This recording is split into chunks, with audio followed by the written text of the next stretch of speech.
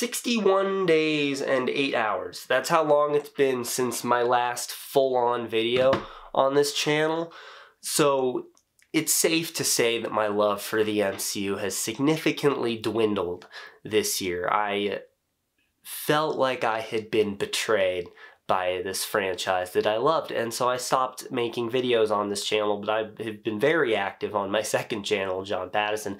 Go check that out, give that a subscribe. We're building that up. It's pretty cool.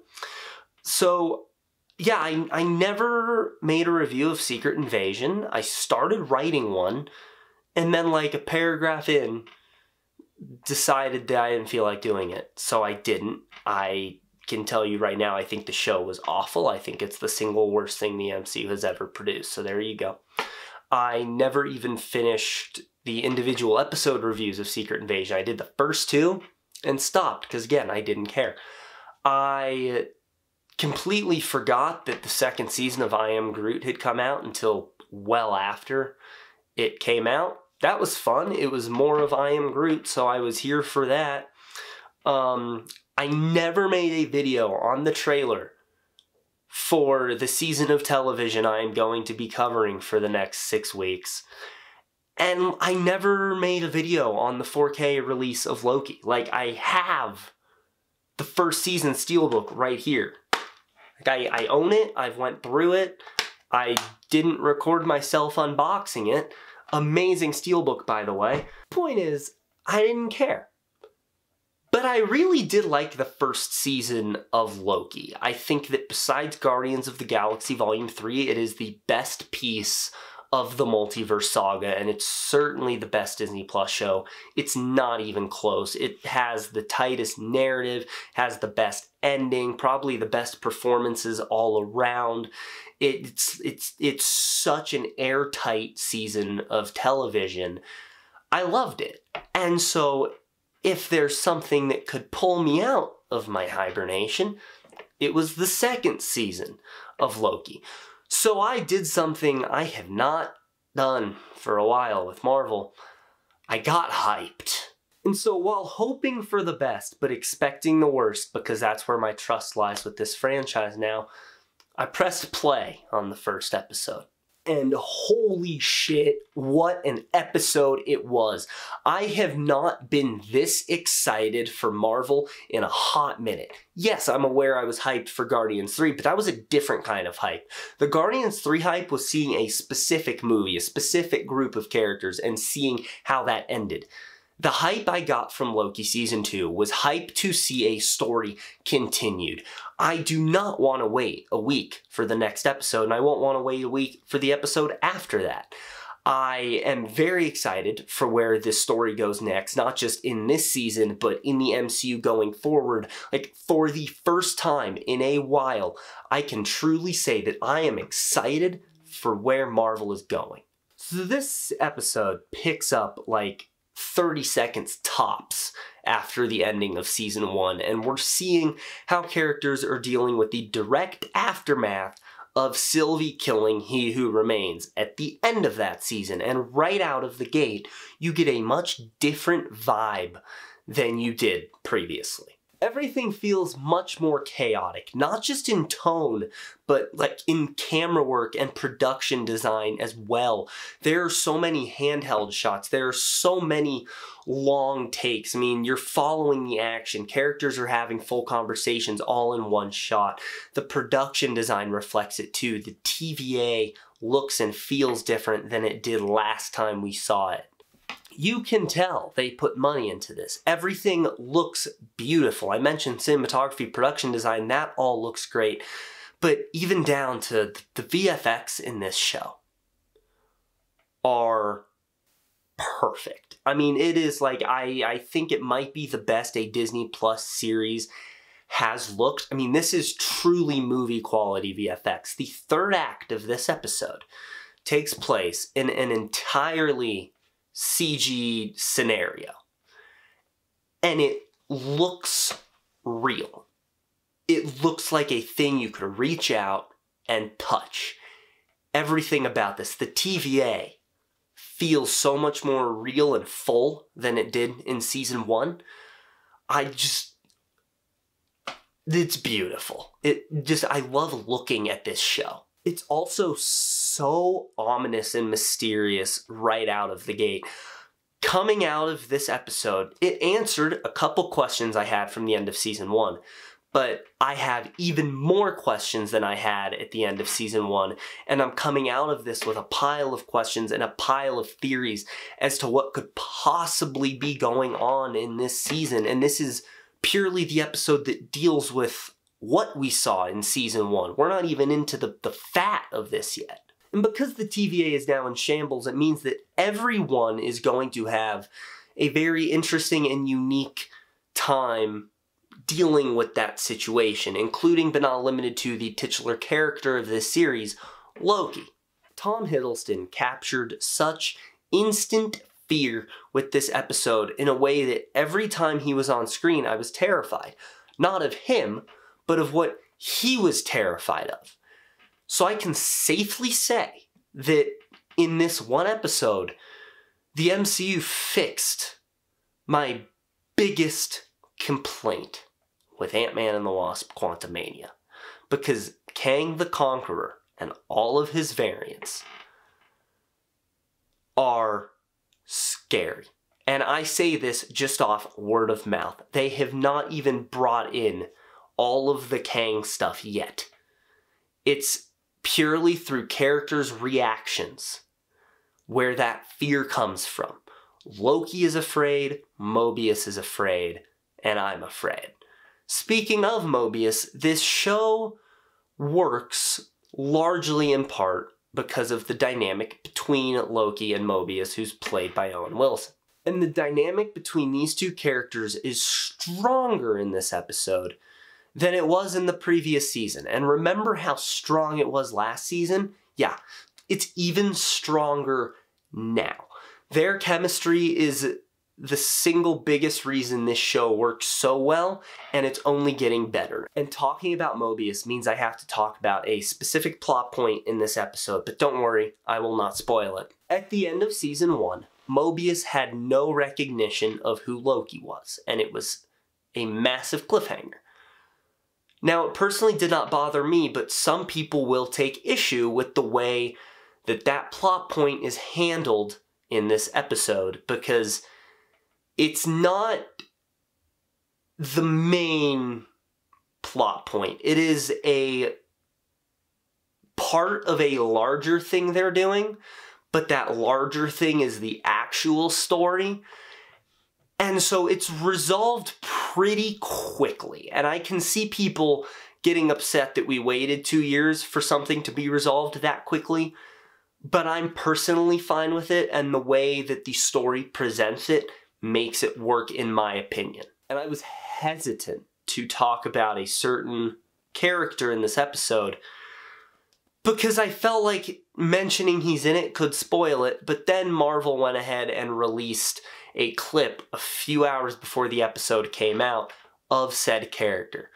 So I feel like I can comfortably talk about him. Ke-Huy Quan steals this episode.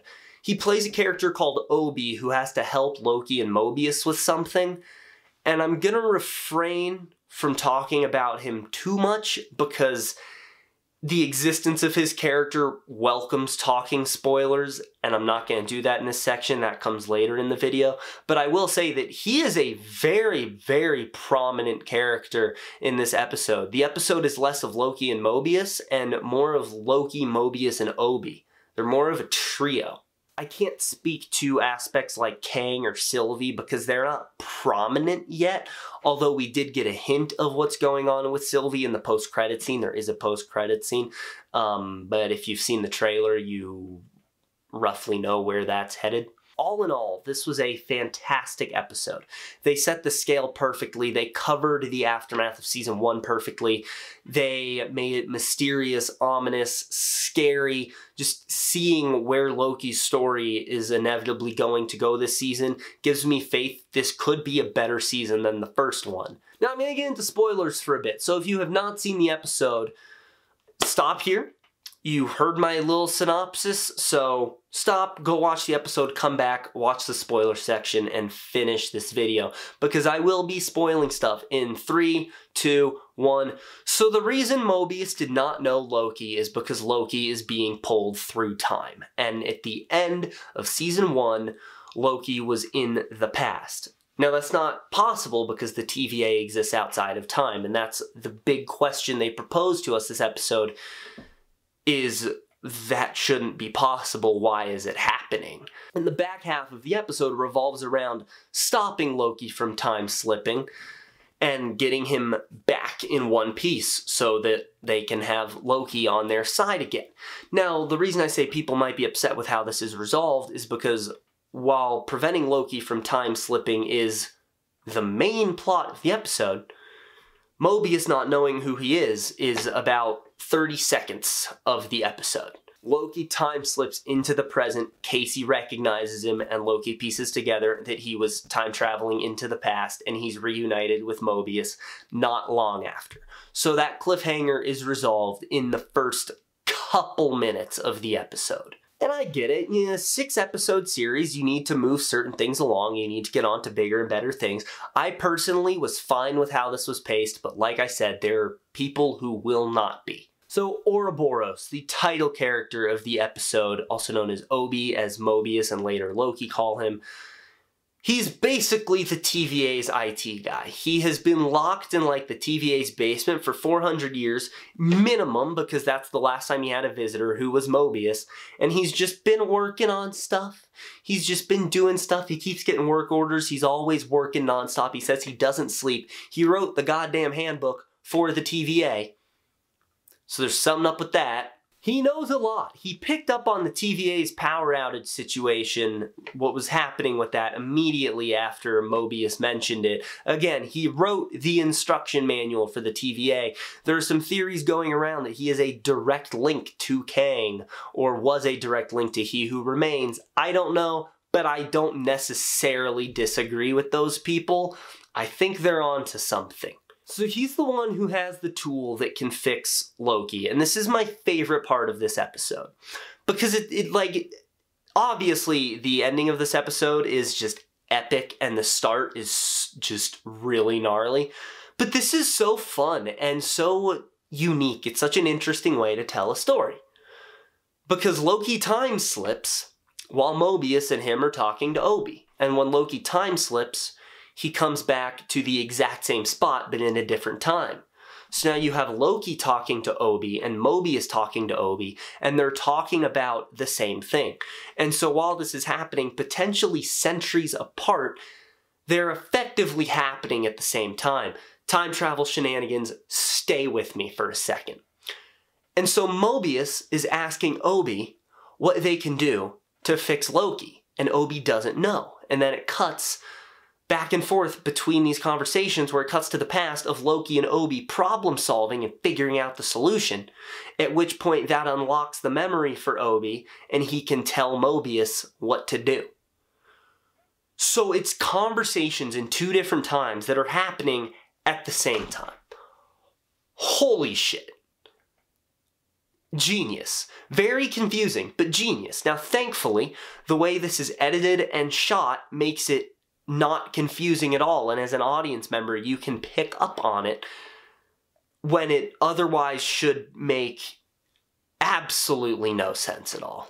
And as for Loki's time-slipping shenanigans, which is the first part of the episode, what engaging television. Because Loki has to conduct this investigation as to what's going on and try to get some answers and try to find Mobius. But this is happening through multiple different time periods because he's being pulled through the past, present, and future. So he'll be in the present, start investigating, get yanked into the past, continue his investigation there, learn more clues so that when he gets yanked back into the present, he has info to tell people. Again, it should not make sense. But I followed it every step of the way.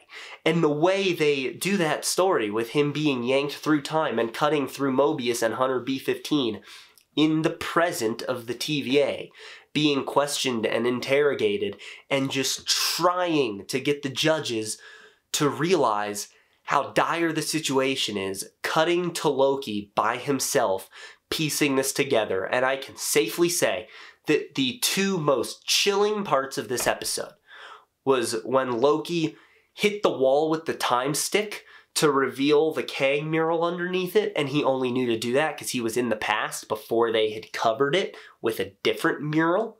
And it reveals that at one point, He Who Remains was very hands-on, but something happened that led to him creating the Timekeepers. And then the second thing was my favorite line and the most memorable line of this episode. When Loki reunites with Mobius, and they're talking, and Loki's trying to catch him up, he says, "We found the man at the end of time, and he was right." Also, He Who Remains was memory wiping people. That's why no one has any memory of what's going on. And so we're really getting into that idea of free will or lack thereof, and that essentially people are being mind wiped into being servants of God. But then there's the third act of this episode, which is Mobius having to save Loki. That's how far they've come in their friendship, that Mobius stops everything to save Loki. And the way they do this is they write so many different layers into this conflict, where you could have Mobius having to save Loki, and that's already enough right there. But then, here's how they add on to it. Mobius has to walk out onto the bridge where the temporal loom is. And the temporal loom is essentially where they have taken raw time and funneled it into the time stream. It's the literal timeline, and it's how they keep the sacred timeline braided up and intact. And part of the reason we've now got this multiverse problem is because that overloaded. That's what happens when it redlines. It can no longer funnel that in. And so Mobius has to walk out on that. That's also crazy. But then they add another layer to it. If he's out there too long, Obi is going to have to shut the blast doors to protect everything, and Mobius's skin will like peel from his body as he's turned into spaghetti and killed. Now, if that's not crazy enough, they then add on to this that he has to shoot the temporal entangler or whatever it's called, and in order for it to find Loki, Loki has to prune himself so that it can pull all the different particles of Loki together across time and yank him back into one person. And that's the third act of this episode. What a genius setup for it, and what a genius execution of it. Because Loki's ready to go. He has the time stick, he's ready to prune himself and have Mobius go out there and find him. The problem is, he time slips and drops the time stick.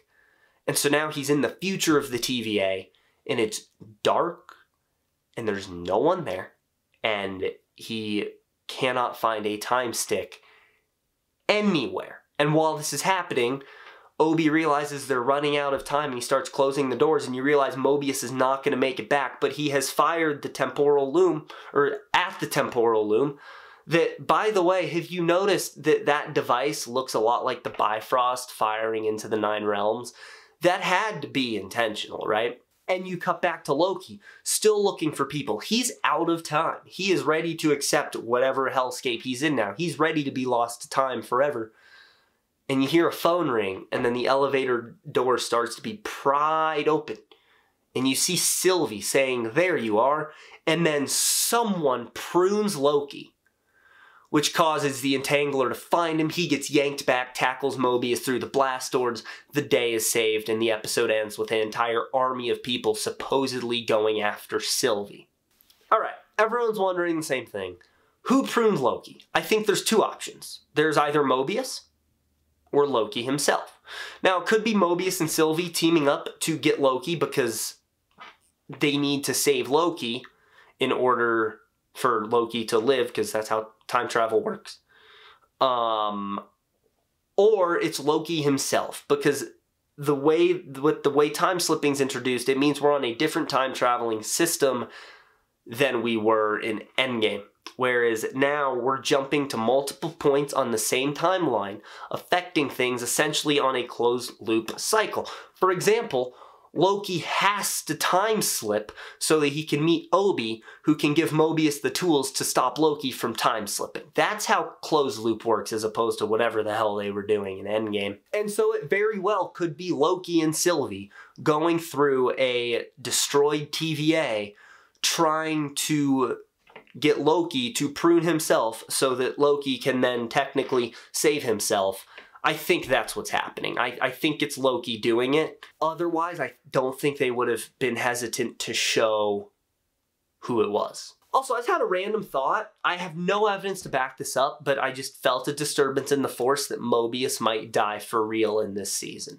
I pray it's not true. I'm not covering everything in the episode, just some major parts, so the last thing I really want to touch on is the post-credit scene, where Sylvie walks through the time door and walks into a McDonald's in 1982 when everything was cheap, and she has no clue how it works. And while the guy's explaining it to her, Sylvie's sitting there looking at everyone eating and happy and asks to try one of everything.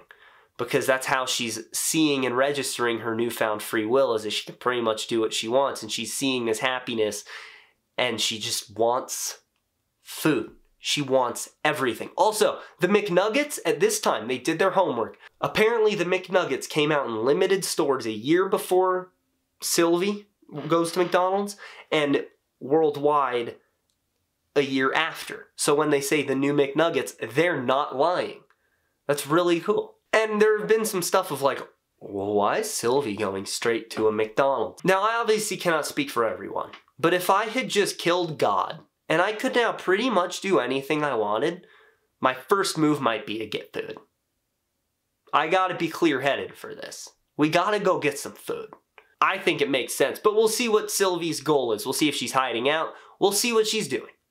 Not sure, but all I know is I'm definitely excited for where Season 2 of Loki goes. So, what did you guys think of the premiere of Loki Season 2? Let me know down in the comments below. Also, leave a like on this video, subscribe, click on the bell icon to receive all notifications from the MCU HQ, because I'm back and I'm covering all of Loki. That's going to be it. Have a great day, guys.